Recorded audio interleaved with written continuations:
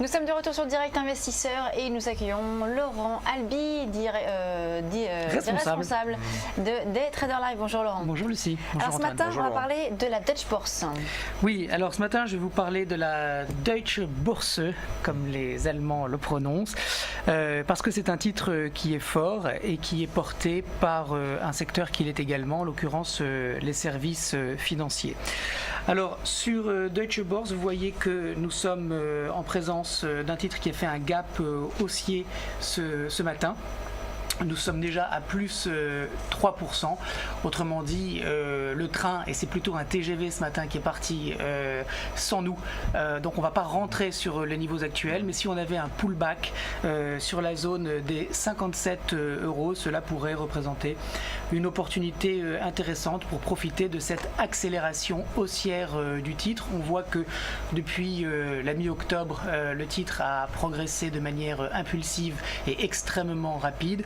On a eu une consolidation ces 6-7 dernières séances, et puis on a ce matin un très fort redémarrage haussier. Donc si on a un pullback ce matin ou dans la journée ou même d'ici demain sur les 57 €, c'est un prix d'intervention qui est intéressant. Le stop se place à 56,13, autrement dit sous la borne basse du gap haussier, et on vise 58,45, ce qui nous donne un ratio rendement risque de 1 pour 2, ce qui est intéressant. Le problème, c'est est-ce qu'on va avoir ou pas ce pullback sur 57 €? Pas évident. Laurent, ce que vous conseillez de faire, c'est de mettre peut-être un ordre en carnet. Tout à fait. À 57 €. Un ordre limite. D'achat à 57 €, et si on a d'ici demain, mercredi, dernier délai, un pullback, on en profite et on rentre. Si d'ici mercredi le titre continue de progresser et a même atteint l'objectif, on oublie. D'accord. Alors une autre valeur maintenant dont on va parler, il s'agit d'Unibail. Oui, parce que sur Day Trader Live, quand on achète des titres, on essaye de comprendre quelle est la dynamique des secteurs auxquels ils appartiennent, et on a un secteur de l'immobilier qui est très fort en ce moment. Alors Unibail en profite, vous le voyez là aussi, nous sommes sur une valeur qui a consolidé pendant plus de 3 mois et qui est sortie vendredi dernier de cette consolidation avec cette résistance descendante qui avait bien capé la progression des prix, qui a été débordée de manière assez franche. Là aussi, on a un trade potentiel à l'achat sur Unibail pour profiter de cette appréciation des prix et de ces investisseurs qui se regroupent actuellement autour du titre et qui le font progresser. Si nous arrivions à rentrer sur 204,86 €, autrement dit 205 € avec un stop à 200 €, là aussi ça nous fournirait une opportunité assez intéressante d'être long, puisque l'objectif est à 213 €. Là aussi, ça nous fournirait un ratio rendement risque de 1 pour 2, ce qui est tout à fait acceptable. Là aussi, on est sur des marchés européens qui sont forts, donc on peut ne pas avoir de pullback, mais c'est ça le jeu. Autrement dit, si on a une petite consolidation temporaire, on en profite, sinon tant pis, on reste à côté du titre sans le mettre en œuvre. Et Laurent, là on a vu donc vendredi une très forte hausse des indices, plus de 2,5% sur le CAC 40. Ce matin on a déjà 1% de hausse. Ne pensez-vous pas qu'il soit un peu trop tard pour entrer sur les actions, puisque là on a déjà pris quasiment 4% de séance, ou alors est-ce que ça va continuer à monter jusqu'à la fin de l'année? Oui, il est tard. C'est pour ça que je propose des tactiques d'achat sur pullback, des ordres limites. Donc effectivement, sur les niveaux actuels, il est trop tard.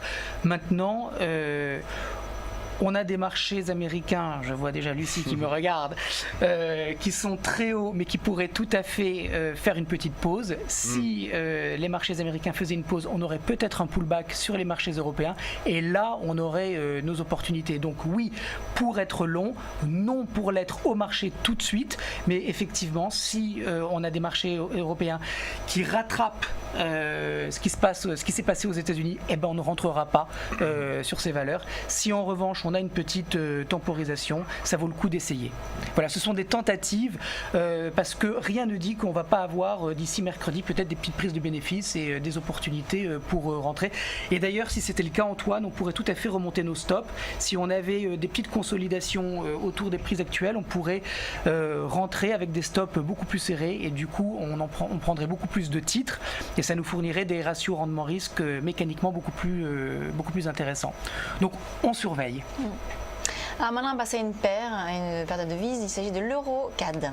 Oui, alors Donc l'euro face au dollar canadien. Voilà, alors l'euro-CAD m'intéresse parce que c'est une parité qui actionne deux leviers. Le premier, c'est la faiblesse de l'euro. On a vu avec les propos de Mario Draghi vendredi matin que l'euro s'est affaibli contre quasiment toutes les devises. Donc nous avons une monnaie européenne qui, sur le moyen terme, de toutes les façons, est dans une séquence baissière et qui est attaquée par les cambistes. Je ne pense pas que nous ayons trouvé sur l'euro-dollar un plancher sur les prix, sur les niveaux de prix actuels. Donc Premier levier, un euro qui est faible. Deuxième levier, le dollar canadien, qui est une monnaie qui est considérée comme une monnaie pétrole. Alors il y a quelques monnaies pétrole dans le monde, le dollar canadien en fait partie. On peut également évoquer la couronne norvégienne, on peut également évoquer le réal brésilien et dans une moindre mesure le rouble, puisque l'économie russe est très dépendante des exportations de brut. Donc le dollar canadien, lui, est assujetti en fait à la bonne santé ou pas du prix du baril, et on a vu la semaine dernière que nous avons un baril de pétrole qui a tendance pour le moment à se stabiliser. Cette stabilisation du pétrole est bénéfique pour le dollar canadien, et donc on voit un dollar canadien qui se renforce, c'est une paire euro-CAD qui continue de baisser. Donc l'euro-CAD est intéressant parce qu'on a un euro qui est faible, on a un dollar canadien qui redevient potentiellement fort, et on voit sur le chart qu'on avait un support très marqué, très travaillé à 1,40, support qui tenait depuis le début du mois de septembre, qui a été enfoncé vendredi de manière très très significative. Et par conséquent, on peut tout à fait jouer la baisse, la reprise baissière de l'euro face au CAD, avec un stop qui se met à mon sens aux alentours de 1,41 pour ne pas se faire piéger par la volatilité, et on peut viser 1,38 sur l'euro-CAD. Donc à mon avis, d'ailleurs si je peux vous le montrer, non, je ne l'ai pas ici. Bon, ce n'est pas grave. Je voulais vous montrer le chart weekly, mais enfin bon, il y a un gros potentiel baissier sur l'euro-CAD, donc ça vaut le coup d'essayer de rentrer à la vente sur cette paire. D'accord. En quelques secondes maintenant, un dernier actif qu'on peut utiliser, dont on peut parler, il s'agit de l'Eurostock. Oui, alors l'Eurostox qui est fort. Alors sur lequel nous sommes déjà positionnés sur des traders live, mais regardez, on a peut-être une opportunité, comme le soulignait Antoine tout à l'heure. C'est trop tard maintenant, mais on peut avoir peut-être un petit pullback, et si on avait ce pullback, ça serait intéressant d'essayer de rentrer sur l'Eurostox.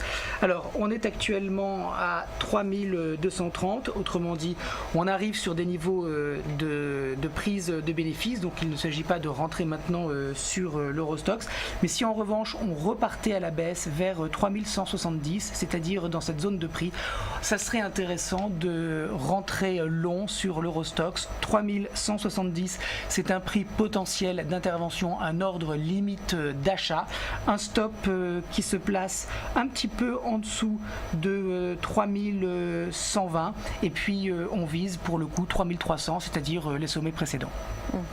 Très bien, merci beaucoup Laurent Albi, responsable de Day Trader Live. Merci Lucie, merci. On marque une courte pause et on se retrouve dans quelques instants.